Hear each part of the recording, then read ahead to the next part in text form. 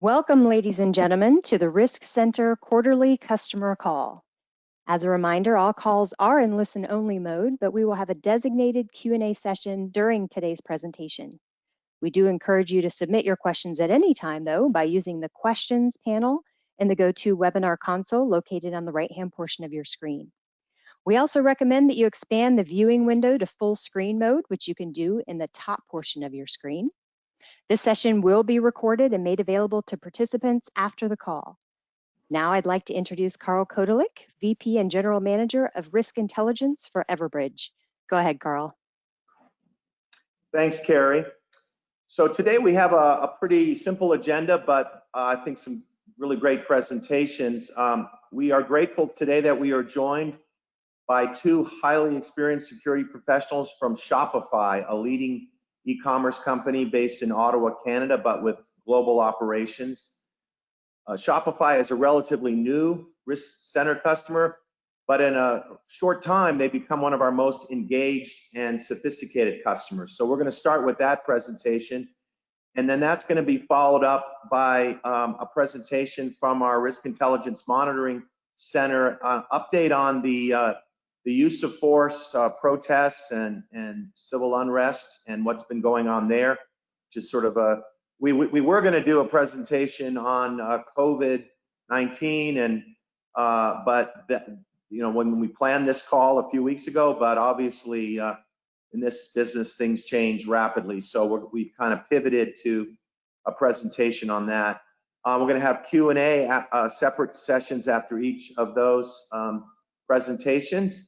So without further ado, let me introduce Dan Corabo. He's the physical security lead responsible for global physical security operations, technology, policies and procedures, site security, guard force management, event security, travel risk, executive protection, strategic intelligence, business continuity, and emergency management for Shopify. And Dan, I believe, is based in Ottawa. Dan has spent more than 15 years experience in this area. He's been a long-standing member of the As Is International Organization, and he holds his physical security professional certification, PSP certification, as well as other industry certifications. And Dan is joined by Kyle Klein, and he's the security operations lead with Shopify and a recognized security and emergency management specialist. Kyle brings unique expertise in security management, designing realistic and comprehensive and integrated security programs.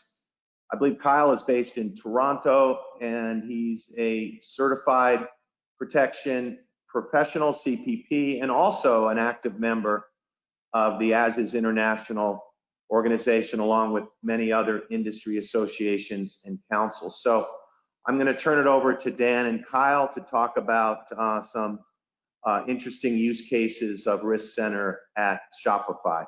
Take it away, guys. Perfect. Thank you very much for the introductions, and thank you to everyone for joining this call. We hope you'll find our presentation informative, and we'll get right into it. I'm gonna kick things off, and then Dan will jump in, and then I'll pick up a little bit as well. So just give you a little bit of a breakdown on what we're gonna cover in the short 10 or 15 minutes or so. We're gonna give you a little bit of a background on Shopify. I'm not sure how many of you are aware of our organization. You know, haven't been around for the longest time, so it'd be good to just give a little bit of a background there for you. Then we're going to break things off and talk a little bit about our physical security team at Shopify, so what we do, what we look after, and then that will tie us in nicely, going over a little bit on our COVID-19 response, and you'll see how we broke that about, and then talking a little bit about some of the Everbridge solutions that we've been working with to help aid with the COVID-19 response, and then I think we'll open it up to some questions and answers at that point. I'd like to just start things off with a bit of a quote to loosen things up a little bit here. I often use this quote where security is a process, not a product.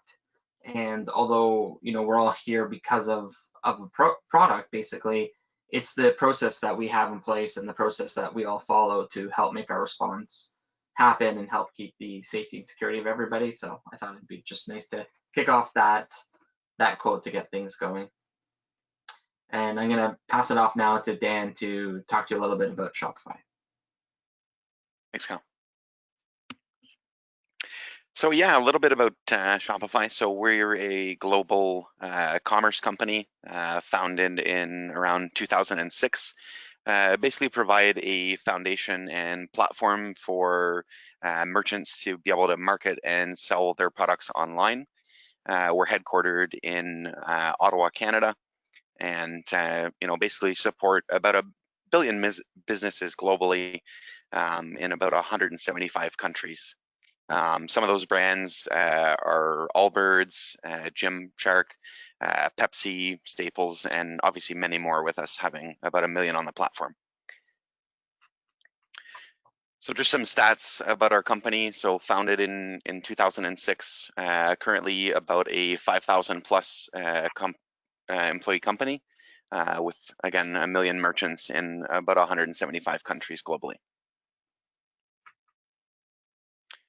So prior to COVID, our company was about a 70% in-office workforce and a 30% work from home remote workforce. So that's obviously changed quite a bit due to some of our responses around COVID and being able to keep things in place to keep people safe. So just a bit of a breakdown of some countries that we touch on a little bit, not a whole lot of specifics, but we're present in Canada, the United States, Germany, Lithuania, and Sweden. So it gives you a bit of an idea of some places that we kind of touch on globally. And next, I'll talk a little bit about our physical security team. So we're basically broken down into 2 different crafts, one being a craft in operations and the other being a craft in security technology. With us being a tech company, we're very centric around technology when it comes to our security.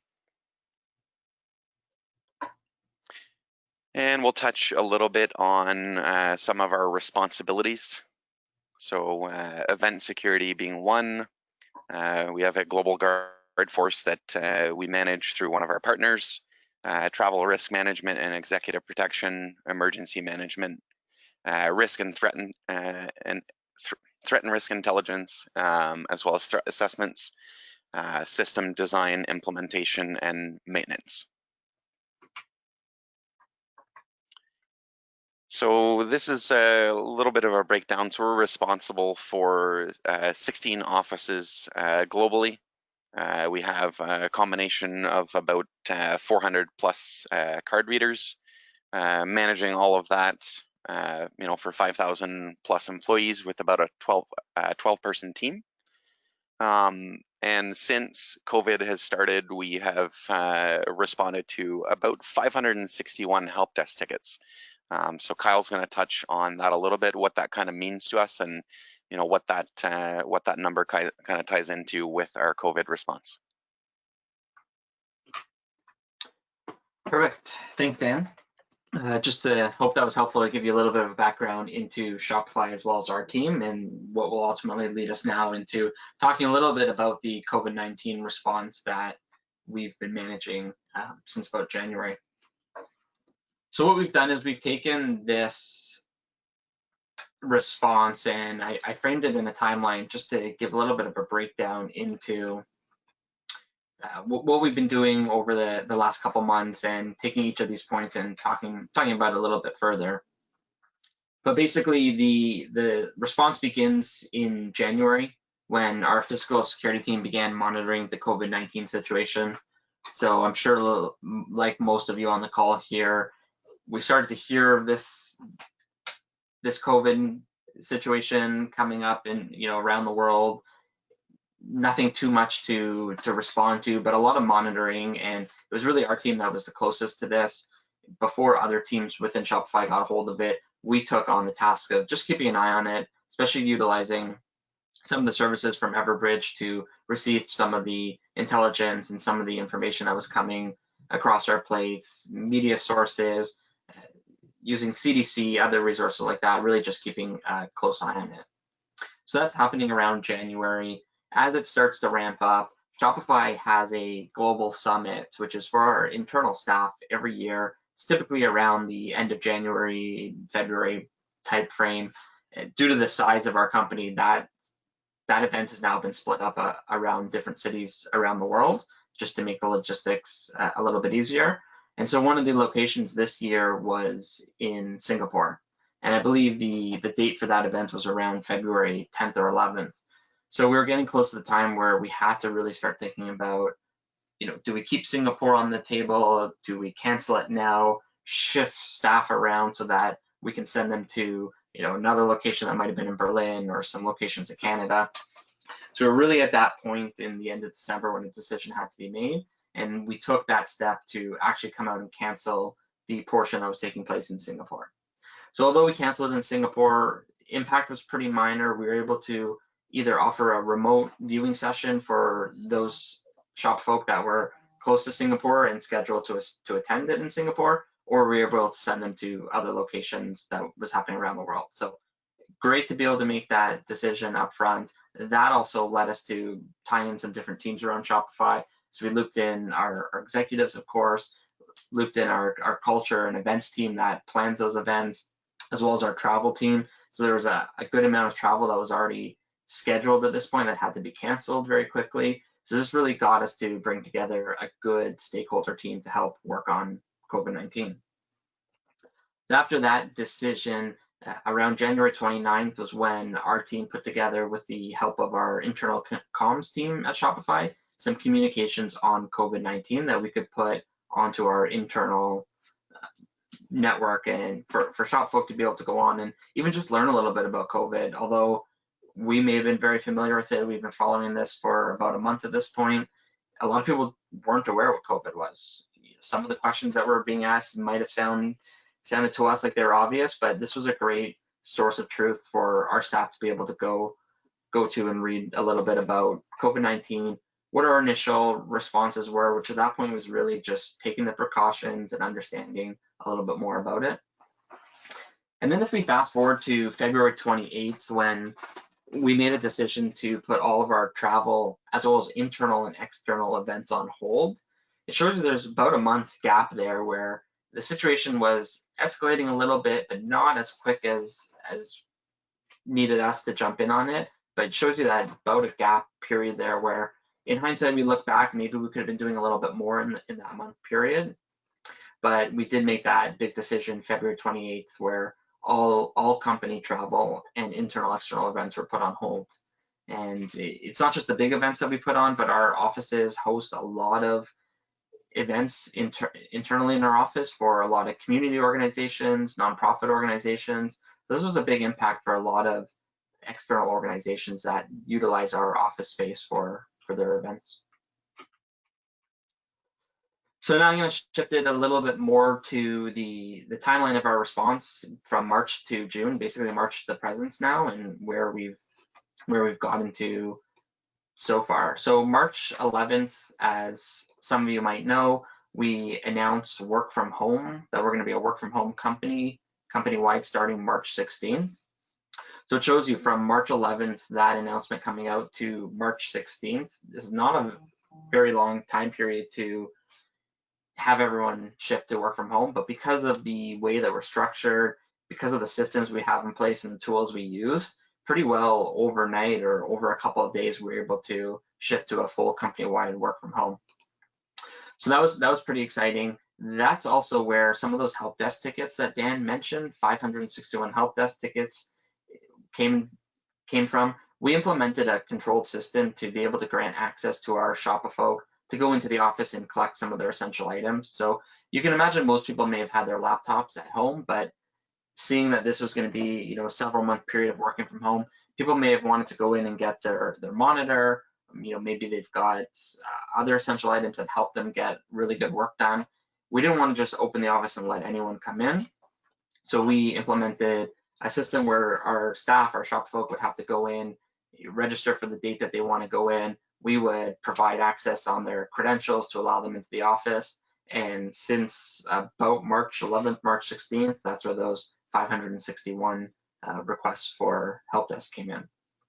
So just a bit of an interesting factor there. So during this time in March, our SWAT teams continually worked on COVID response. We were evaluating what return to the offices might look like for Shopify, but at the same time on March 20th, we made the decision to cancel Shopify Unite. For those of you that, for those of you that don't know, Shopify Unite is a very large event that we put on for a lot of our partners that help us run the platform. It's a really big event. It's grown every year. It was a very tough decision to cancel that event, but it was definitely a necessary one. And we'll circle back to what we did with that event. April 28th, we just want to throw in here that we started utilizing Everbridge, which we've branded as our own program, Shopify Alerts, to help put some messaging out there from some of our government sources here in Canada. So this was really helpful in us utilizing Everbridge a little bit more as a pilot program. So we developed a subscription-based model where any of our Canadian shop folk could go in and select whether they wanted to be alerted to government updates from the federal level, the provincial level, or a combination of both. And our government relations team at Shopify every day would assemble all the information that was being collected and send it out through Everbridge, through our Shopify alert system. We just put a logo up there to show you what we branded that internal alert system to. So we thought that was pretty cool.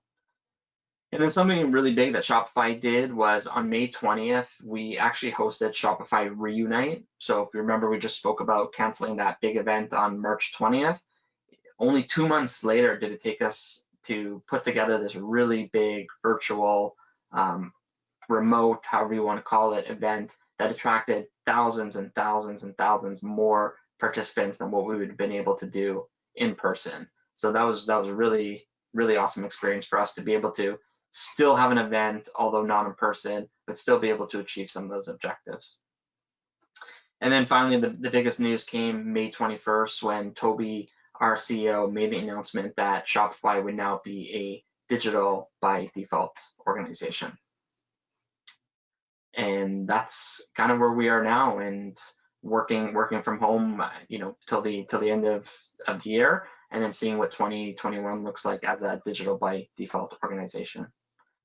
So that's just to give you a little bit of a taste on our response. And then what we did in the midst of all this was we actually worked with Everbridge and NC4 to come up with a custom intel report.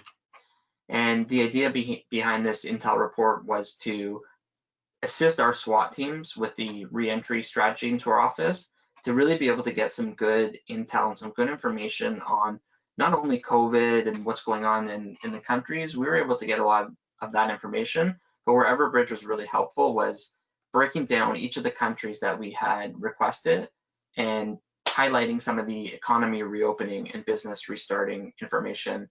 And although you know where the outcome is right now with us, this was really, really beneficial for our SWAT teams to evaluate where they were going. And that's it, just a bit of a brief insight into Shopify, our team, and a little bit about our COVID-19 response and how Everbridge and the platform is able to assist us. So now I think we've got some time to open it up to some questions. Yes, thank you, Dan and Kyle. That was very informative. Just as a reminder, to ask questions, you can type your question in the questions panel on your GoToWebinar console, and I can read it aloud for you.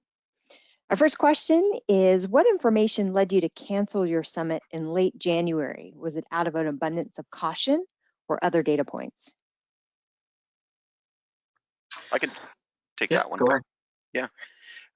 So one of the main reasons was, based on the information that we were seeing, and also, not potentially putting our attendees in a situation where, they'd be uncomfortable, the feeling's awkward. At that point, not everybody really knew what was going on, and we were kind of looking at other options to avoid, having those awkward situations during that conference, and giving them something that didn't require them to travel also while we kind of figured out what was going on. Excellent, thank you. You said you went from 70-30 work in the office versus home to 100% home. What percentage of employees will work from home 2 years from now, do you think? I can jump in and touch on that a little bit, and Dan, feel free to jump in if you'd like. But based on the announcement that came out May 21st, that definitely came out and said we are working from home till the end of the year for certainty. We are shifting Shopify to more of a digital by default organization. And although that's not entirely clear right now, we definitely have some really good teams and stakeholders working on what that looks like in the coming months, the coming years. Our shift and our focus is really going to be on keeping Shopify to be as much of a digital organization where we're not going to rely as heavily on the offices to help us get our work done. And I think too, to add to that, one of the reasons why, at least we feel that this decision was made was because when, we moved to working remotely, there was actually an increase in productivity. We had noticed that, we were pretty well set up as a company to be able to work remotely. Working from home has been something that, has been around since I had started at Shopify 3+ years ago. So that was one of the other things that we had noticed, is like office centricity didn't really need to be a thing, based on the fact that, we're able to work remotely so effectively, and that productivity did actually increase. Wonderful, thank you. Did you get involved in changes to the supply chain that were impacted by COVID-19? I think through our merchants, we really help support the supply chain, and not just the supply chain, but all of commerce, and helping to, help our merchants be able to offer local deliveries, help our merchants be able to offer their services to the local communities that might have been affected, where they're not able to go through their regular supply chains or their regular sources for buying whatever products they might be. But I think through a number of different measures, we definitely helped move commerce along. We definitely helped businesses who never thought to come online, who were brick and mortar stores, be able to come online. We definitely were able to help our merchants and help our economy by powering people up onto our platform and helping people get more work done. Thank you. Do you monitor power outages and telecom outages that impact work from home employees? I can answer that one.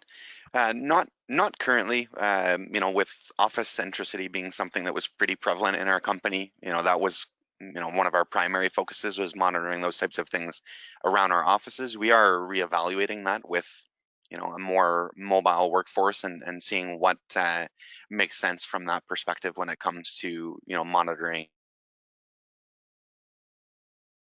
Wonderful, thank you.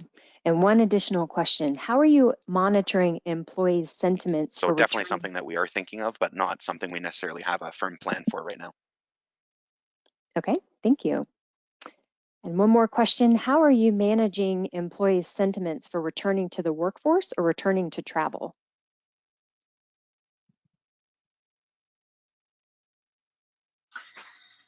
I think for this, it's really just good communication, and our organization does a really good job of being transparent, being able to highlight what's being thought of, what's being planned for, and you see that from all the different executives that make different announcements and involve our teams early on. So I think it's still pretty fresh for us from hearing some of this direction on May 21st to where we are now. Just a lot of communication and trying to make it as smooth and as comfortable of a transition as possible right now. And some of that is answered through how we've been supporting employees to go back in and grab some of their essential items, whether it's plants that they had left on their desk and they want to bring them home, or some of their athletic gear that they used at the office but they want to use at home now, up to monitors and critical hardware that they need. Excellent, thank you very much. Looks like those are all the questions that we have. And now we'll turn it over to the Rimsey team.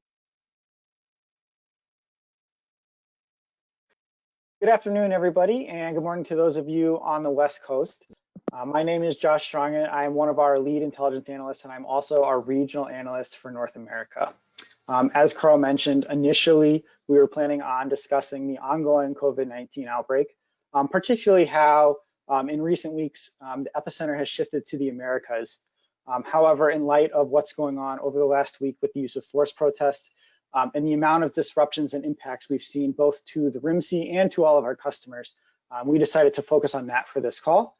Rimsey customers should not be worried. They will still receive all of their COVID-19 updates and situation reports, but we thought it would be more pertinent to present on the continuing protests and how it might affect customers and what to see going forward. Next slide. So the RMC coverage of the protests so far.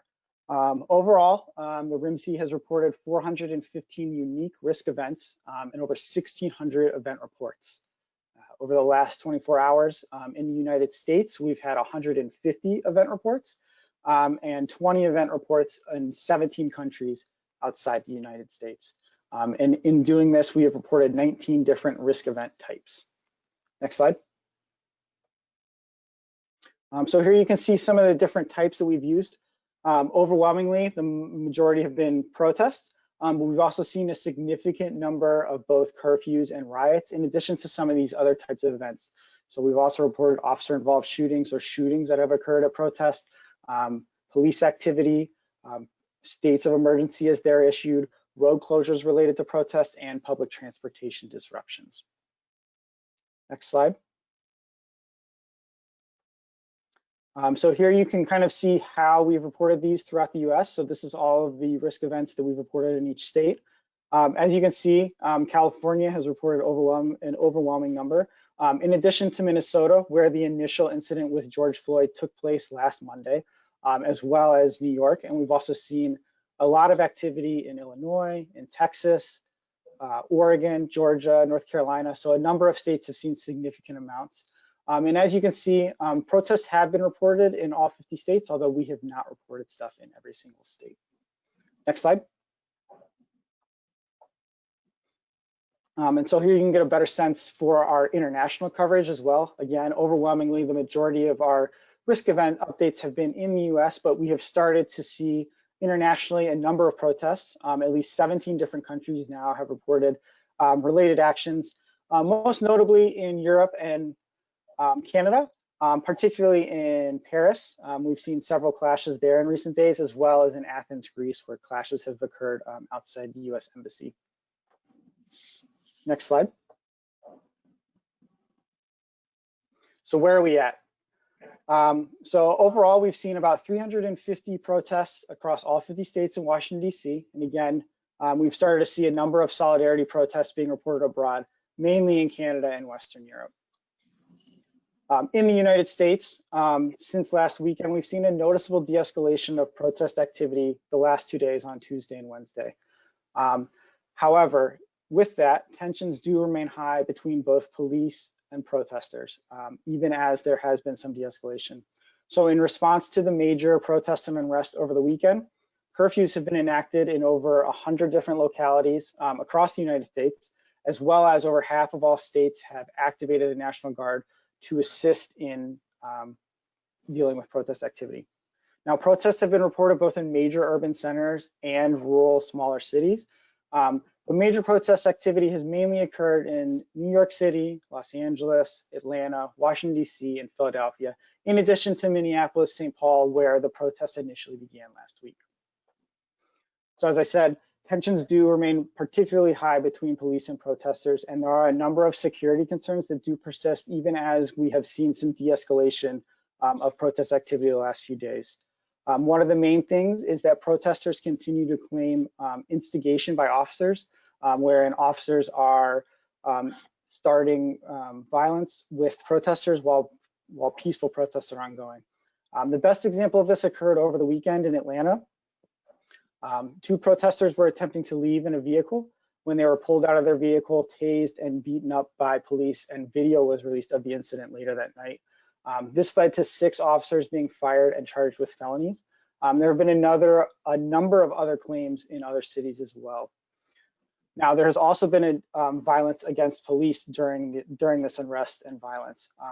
including recently on Tuesday in St. Louis, at least 4 officers were shot and injured. And so this has continued pretty continuously since activity started last week. And through that, there have been continued reports of shootings and vehicle ramming attacks that have occurred during protest activity. Overall, we've seen at least 12 people killed and several dozen injured. And the injuries have occurred both to protesters, police officers, and media members as well. And so this tension has kind of been there, and it really makes it hard to see what's going to happen next. Next slide. So with that, looking ahead, obviously the most important thing now is what is it going to look like, tomorrow, the next few days, the next few weeks. It's hard to say, but it is likely that protest activity continues through at least the next week. But after that, it's tough to see. And additionally, right at this point, it's tough to understand whether the protest activity will be similar to what we've seen the last few days, where it's peaceful protests, not a lot of violence, not a lot of arrests, or is it going to be more like what we saw over the weekend, where there was widespread unrest across the United States with violence, with property damage, with structure fires, all that kind of stuff. There are a number of factors that play into this. One in particular is the Breonna Taylor case. So the protests initially started due to the George Floyd incident in Minneapolis last week. However, advocates and protesters continue to talk about the Breonna Taylor case. She was a woman in Louisville who was killed in March while sleeping in her home by police who were carrying out a no-knock warrant. And to this date, there have been no charges filed in that. So that's another big case that people have continued to protest and advocate for. Additionally, there have been a number of incidents that have occurred during protest activity that could cause additional escalation, particularly in certain cities. Last week, we saw a shooting in Omaha during an attempted looting of an unarmed man. We saw an additional shooting in Louisville after police were fired upon. They fired back into a crowd and an unarmed man was killed. Recently, San Francisco police announced the death of a protester who they had thought was armed or was determined to be unarmed. And over the weekend in Austin, Texas, it was announced that a protester was critically injured after being struck by several rubber bullets. And following that, several other protesters attempted to carry out aid and help the protester, but were also fired upon. So these type of incidents can cause additional unrest, can cause new escalation, particularly if protest activity dies down for a few days and then a new incident occurs. So that's something to look out for. One thing we can look at are past incidents. This is not the first time this type of protest activity or incident has occurred within the US. There have been numerous examples. The most notable occurred in 2014 and 2015 when Michael Brown was killed in Ferguson, Missouri. Eric Garner was killed in New York. And then in 2015, Freddie Gray was killed in Baltimore. Now, all three of these, immediately following those protest actions, there was violence and protest and unrest, similar to how we're seeing, though it was at a much more localized level, specifically in the areas where the incident occurred. So just Ferguson, Missouri, or just New York, or just Baltimore. And that protest activity generally lasted about 2 or 3 weeks, and then it died down. And then generally what we saw was kind of a détente period, followed up by when grand juries were convened for these cases. In all 3 cases here, grand juries decided not to indict officers involved, and that led to additional protest activity and kind of a re-escalation. So the best specific example I can give is with Michael Brown in Ferguson. So he was killed in August 2014, and immediately following that, there were 2 weeks of protest, and then after that, they kind of died down. And those protests were mainly focused in Ferguson, which saw widespread unrest and violence. Now, there were additional protests about 2 months later in October. And those protests were largely peaceful and only lasted about 2 or 3 days. Then in November was when the grand jury was convened, and the grand jury decided not to indict the officer. And following the announcement of that verdict, there were again additional protests both in Ferguson and elsewhere, but mainly in Ferguson, which saw unrest and violence. So one of the things to look out for this are when the court proceedings occur, as they are another potential re-escalation factor of protest activity. Another thing to keep in mind with this protest that we're seeing now versus what we saw previously is the protests we've seen in the last week have been widespread nationally and now internationally. The protest examples I just gave, the protests were much more condensed to the areas they happened, where now we've seen unrest and violence in not only Minneapolis and St. Paul, but Los Angeles, Atlanta, Washington, D.C., Philadelphia. All of these areas are kind of experiencing the same things, so that's a little bit different. Now, additionally, there is a major COVID factor related to this, both in what protests look like in the future and how COVID is kind of affecting the protest activity. So one of the things is the ongoing COVID outbreak is likely going to delay court proceedings even further than they would have been. And this could actually lead to additional protests out of frustration by people wanting, some kind of closure, wanting an answer about whether or not an officer is going to be tried, stuff like that. Additionally, we could see extra protest activity due to the massive unemployment and disruptions COVID has been causing across both the US and elsewhere. The majority of people in the US who have become unemployed and people who have died from COVID are Black Americans. And with this continued unrest related to Black Americans dying during police incidents, there could be additional protests due to frustration building up. Again, also, with people out of work or with people not going to school, they have more time and might decide they want to participate in an additional protest activity. So we could see additional protest activity due to that. And unfortunately, there could be new COVID outbreaks related to these protests. These are large gatherings in the tens or hundreds of thousands of people. And while many of them are wearing masks, they still are having sustained contact with each other. And there's a major risk factor when you involve tear gas, which has been used at multiple protest sites. And that tear gas causes people to yell and shout, and they tear up. And all of those factors can cause increased risks of outbreaks to COVID. So what we may see in the next week or 2 or 3 weeks or a few months from now is new outbreaks in some of these cities with larger protests related to this ongoing thing.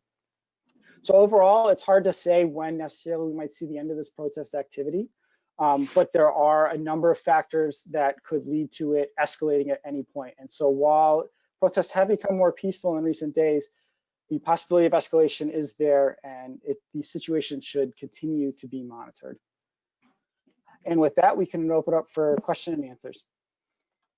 Excellent. Thank you, Josh. And just as a reminder, you can type your question in the question panel on your GoToWebinar console, and we'll read it aloud for you.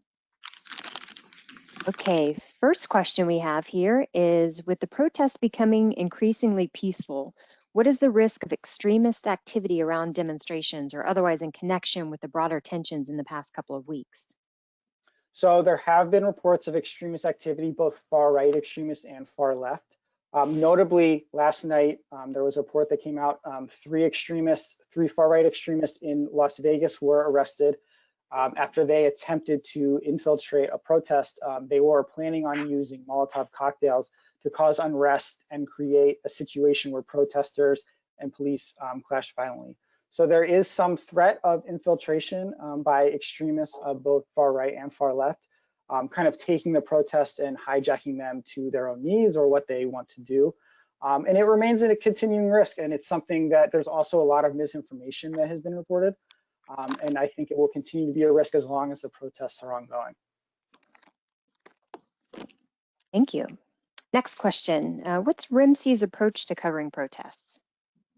So the Rimsey has, due to the high volume of protests, the Rimsey has actually added additional staff, additional analysts on to help with the increased volume. We've seen about 3 to 4% increase in volume. And while we are not necessarily reporting every single protest that happens, we are reporting the majority of them, particularly any protest that has any kind of impact or is causing disruptions. And in addition to those, we're not just reporting on the protests, but there will be all of the other types of events. So if a protest causes a road closure, we'll report that separately. And if it causes fires or additional police activity, all of that will be reported separately as well. Great, thank you.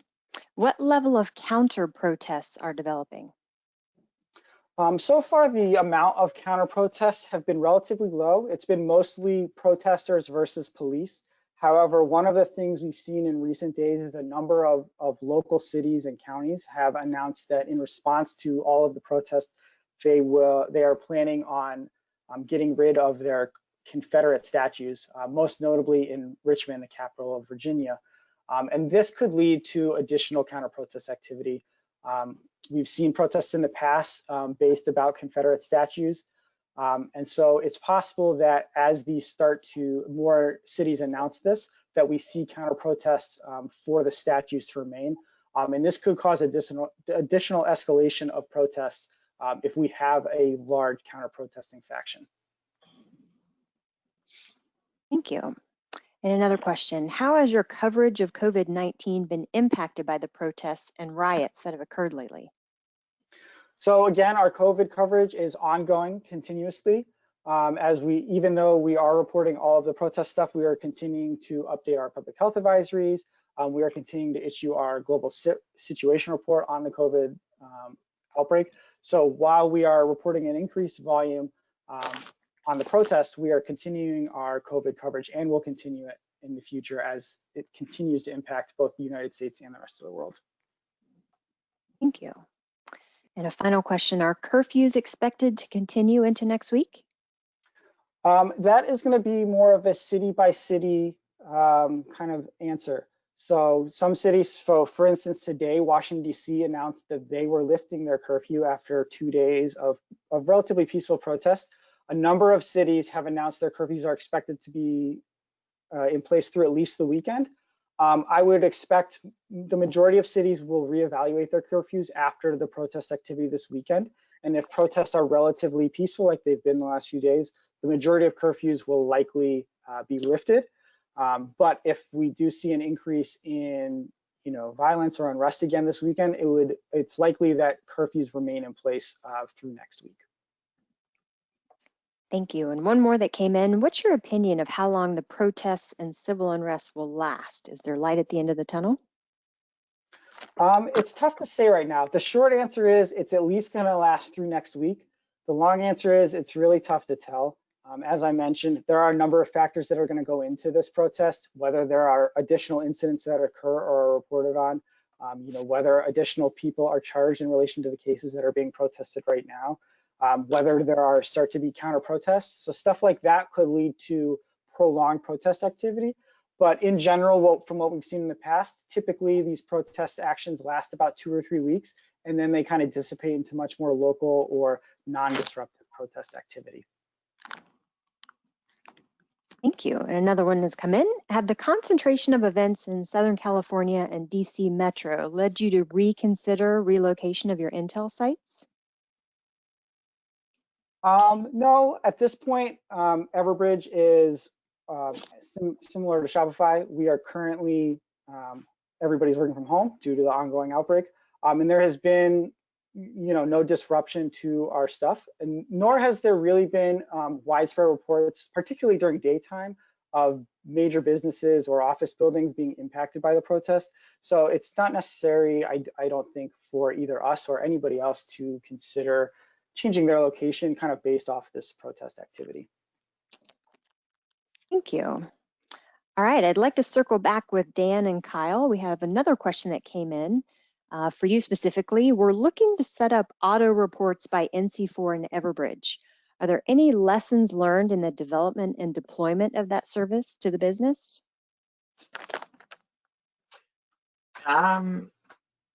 Yeah, so I'd say like lessons learned, we've had some really great experience working both with NC4 and Everbridge, and anytime we've been stuck on trying to put together some preferences or set up our system, someone's always there to help us with that.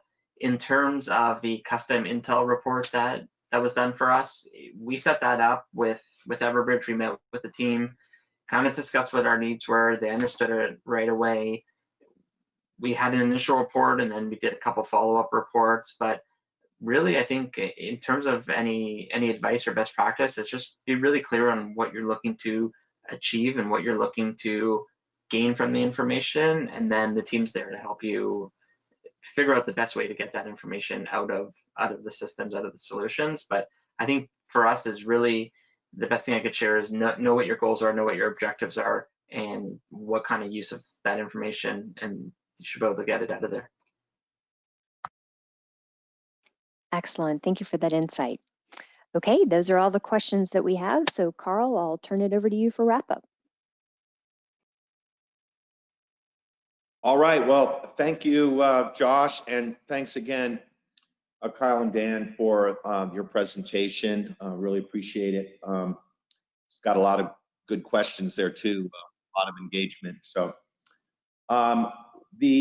just the last part real quick here, I wanted to inform everybody about some upcoming events. As you know, a lot of events had to be canceled because of COVID, but Everbridge is getting good at doing a lot of virtual events. We've done virtual analyst meetings for the Wall Street analysts, and we've then last couple weeks ago we did a virtual symposium that we had, I think, 10,000 registrations to and several thousand people attending. So we've got the technology and the capability to do virtual stuff. So in July, we're going to be doing a virtual user group, and you'll all be getting a lot more information about that. And then we do have upcoming events for ISC West in October in Las Vegas and GSX September in Atlanta. Now, as you know, those things are not I should say written in stone, because although I heard that Las Vegas is opening up now and the casinos, you know, things can change, but hopefully we'll be live at ISC West in Las Vegas in October, and then GSX in Atlanta in September. So hope to see you there if you're at any of those conferences. All right, and I think, Carrie, you've got the wrap up here. Yeah, if you'd like to share your story on an upcoming quarterly call, we'd love to hear from you and talk about it. So please send those inquiries to our customercare@everbridge.com alias. Otherwise, thanks for joining us. We look forward to seeing you at a future event. And this concludes our quarterly Risk Center customer call. Have a great day.